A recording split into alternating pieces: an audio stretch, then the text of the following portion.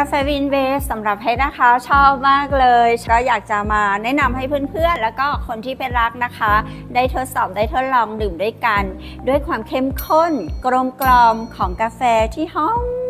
ชื่นอกชื่นใจหลังดื่มด้วยส่วนผสมที่ดีเพื่อสุขภาพค่ะเพชรอยากแนะนำเพราะว่ากาแฟวินเวนี้นะคะมีส่วนประกอบของน้ำมันรำข้าวแทนครีมเทียมมีผงแป้ก๊วยมีผงดอกคำฝอยมีแองคานิทินถ้าใครกังวลเรื่องของน้ำตาลนะคะเพชรบอกได้เลยปัญหาหมดแน่นอนเพราะกาแฟวินเวค่ะเขาเลือกใช้ยาหวานแทนน้ำตาลมีรสชาติที่กลมกล่อมหอม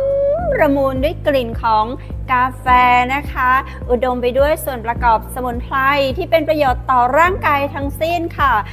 ดังนั้นเพชรก็อยากจะแนะนำให้ทุกคนที่ได้ทดลองดื่มบอกต่อๆกันไปนะคะ